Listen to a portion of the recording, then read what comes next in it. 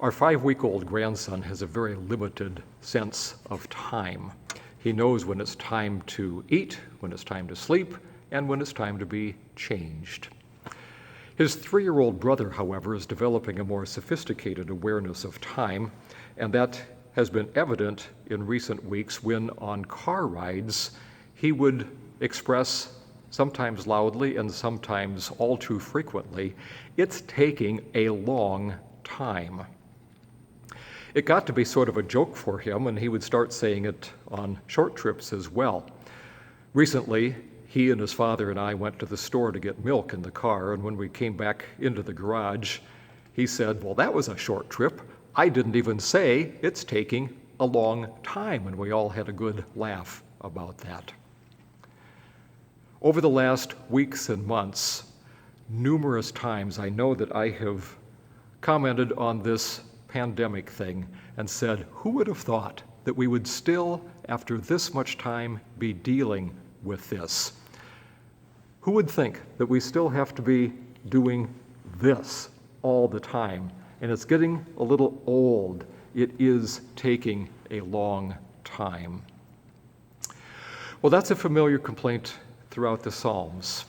In Psalm 13, for instance, just in the first 2 verses, it says, "How long, O Lord, will you forget me forever? How long will you hide your face from me? How long must I bear pain in my soul? How long shall my enemy be exalted over me?" And this appears in several other Psalms as well. How long, God? When are you going to do something? When will this be over? Well, we have signs of hope in vaccines and other things, and yet it still is going to be, it seems, a long time, and our patience is getting thin, not just with this, but thin with other people on matters unrelated to pandemic, just because we are getting weary. And I'm going to suggest, not that it's inappropriate to complain, but that it is perfectly appropriate to bring that lament, that complaint to God and say, God, this is really getting to be long. We try to buoy our spirits, we try to be positive and so forth, but sometimes we just have to say, God, how long? And that somehow leads then to where the psalm goes at the end. Having poured out our lament, having made our complaint to God, but still talking to God, it ends then with the statement, I trusted in your steadfast love. My heart shall rejoice in your salvation.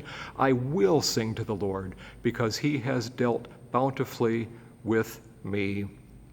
How long before we get to being able to say this, I don't know. But talk to God. Pour your soul out, and God will give you hope and help.